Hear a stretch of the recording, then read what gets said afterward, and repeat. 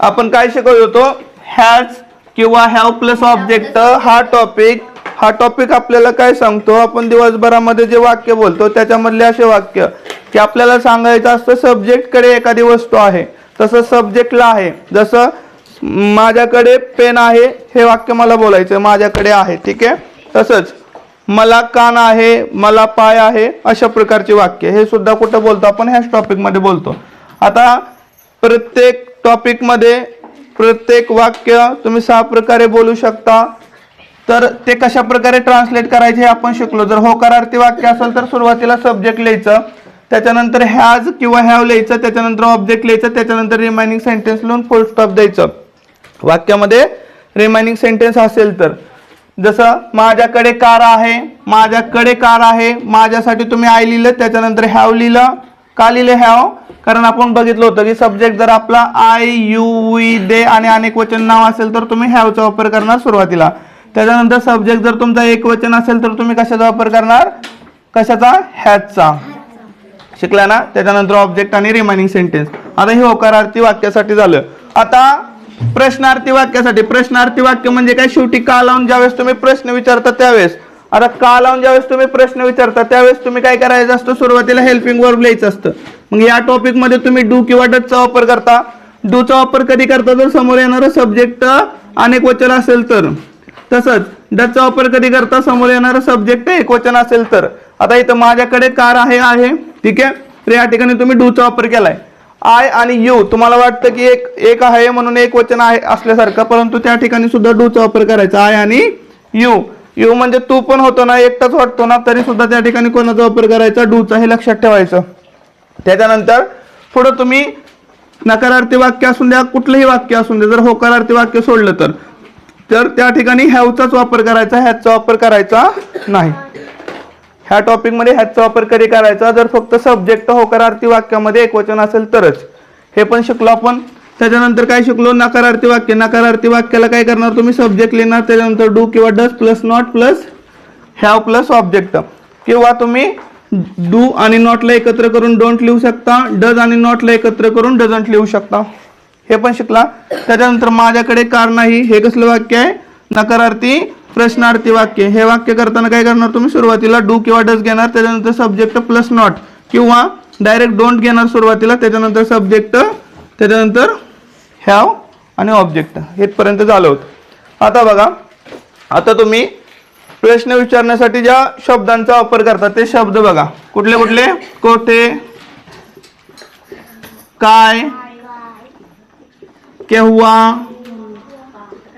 कोण, कसा, कसा, कशी, कसे, ते एकच आलं. कोणता, तेच कोणता, कोणती, कोणते आणि का. तर हे शब्द जे आहेत, हे शब्दांचा वापर कशासाठी करता तुम्ही, प्रश्न विचारायसाठी. आणि ह्या शब्दांचा वापर करून जर प्रश्न विचारला तर त्यांना काय म्हटलं जातं, WH प्रश्नार्थी वाक्य. म्हणजेच काय, वाक्याचा 5वा प्रकार आहे WH प्रश्नार्थी वाक्य. इंग्लिश मध्ये काय म्हणणार तुम्ही, WH इंट्रोगेटिव्ह सेंटेन्स, प्रश्नार्थी वाक्य.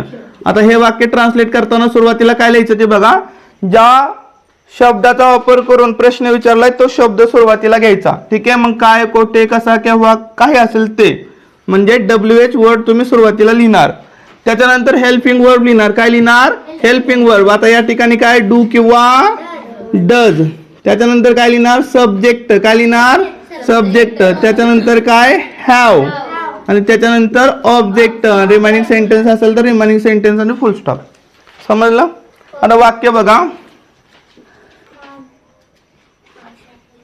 तुझ्याकडे काय आहे,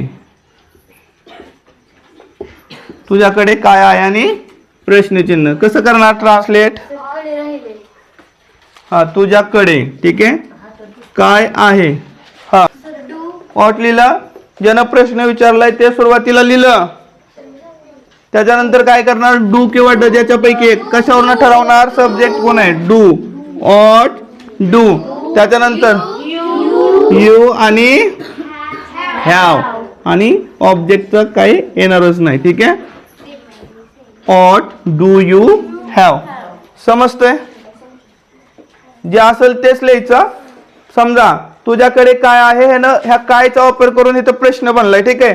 आता इथं कोणता, कोणती हे प्रश्न बनणार आहे का?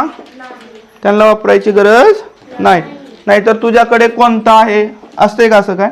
तुझ्याकडे केव्हा आहे, तुझ्याकडे कोण आहे, म्हणजे ज्या शब्दाचा वापर करून प्रश्न बनतो त्या शब्दाचा वापर करायचा. आता बघा हे झाला 5वा. आता 6वा प्रकार काय आहे? WH नकारार्थी प्रश्नार्थी वाक्य. नकारार्थी प्रश्नार्थी वाक्य. आता हे वाक्य ट्रान्सलेट करताना सुरुवातीला काय करणार तुम्ही? WH वर्डच लिहिणार. लिहिलं. त्याच्यानंतर हेल्पिंग वर्ब डू किंवा डज. आता इथं लक्षात ठेवा, डू किंवा डज लिहिण्यापेक्षा तुम्ही डायरेक्ट इथं डोंट लिहा आणि इथं डायरेक्ट डझंट लिहा. समजतंय? त्याच्यानंतर सब्जेक्ट, त्याच्यानंतर हॅव आणि त्याच्यानंतर ऑब्जेक्ट. ऑब्जेक्ट असेल तर ठीक आहे. आणि प्रश्नचिन्ह. समजलं? आता ह्याच वाक्याला तुम्ही इथं असं लिहिणार. तुझ्याकडे